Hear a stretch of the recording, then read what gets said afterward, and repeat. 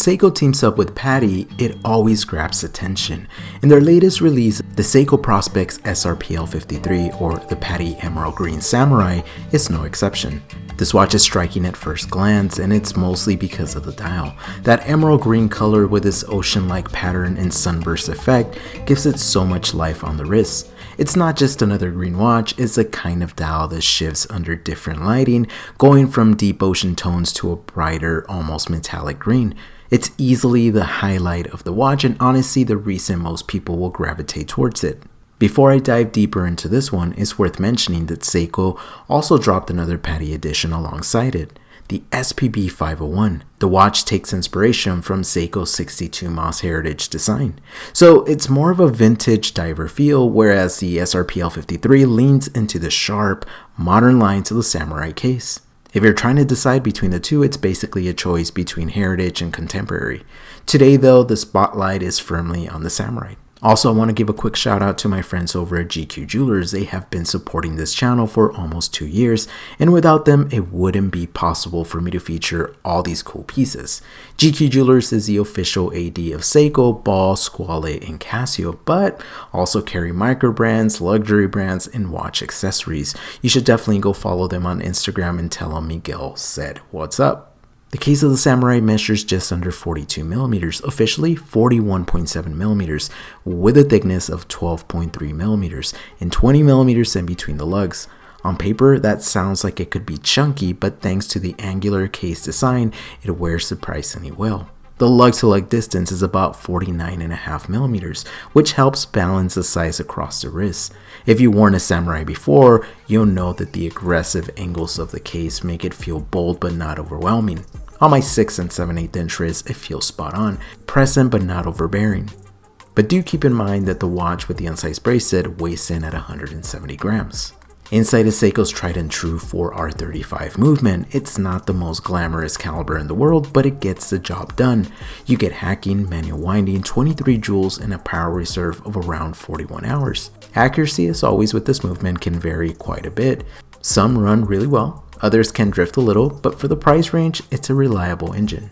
This isn't meant to be haute horology, it's meant to be a dependable everyday diver, and the 4R35 fits that bill. One area where I wish Seiko would start stepping things up is, of course, the crystal. They went with Rolex again here, and while I understand Seiko's reasoning, it's more impact resistant than standard mineral glass, the truth is that sapphire would have been a better choice. At this price point of $650, sapphire just feels like the standard, especially when brands like Orient and Citizen are offering it in the same segment. Rolex will hold up fine for casual wear, but scratches are always in the back of your mind. It's not a deal breaker, but it's something that still bothers me. As a dive watch though, the specs are where you expect them to be.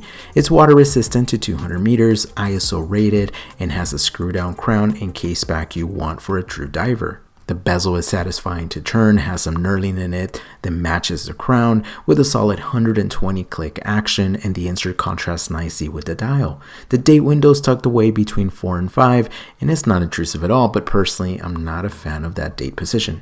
The bracelet is Seiko's standard 3-link stainless steel design, and it matches the angular case with a secure clasp that has a diver's extension built in. It's functional, comfortable, and it gives you the confidence that it will handle the abuse of everyday wear. One of the strongest aspects of the SRPL53, aside from the dial, is the lume. Seiko has always been one of the best in the lume game, and this watch is no different. They've coated the hands, indices, and bezel pip in lumibrite, and once it charges up, it glows like a torch. In real world conditions, whether you're walking outside at night or swimming in low light, you won't have any trouble reading the time. It's one of those reassuring features that makes the watch feel like a proper tool. The PADI branding is another interesting element here. Some people love it, some aren't so sure, but in my opinion it adds legitimacy to the watch. PADI isn't just a name slapped on for fun. It's the world's most recognized diving organization, and the partnership gives the watch an extra layer of authenticity. It says that this is more than just a fashionable diver. It's a watch with ties to actual diving culture. That matters. It's why these PADI editions always feel a little more special than the standard releases. That being said, this watch isn't without its drawbacks. The Rolex crystal is a big one for me. and the weight of the watch may also be something to consider. At around 170 grams on the bracelet, it's definitely not light. Personally, I prefer lighter watches, but thanks to the 20mm lugs, you can find some aftermarket straps to lighten the watch up. However, for some, the heft makes the watch feel solid and reassuring.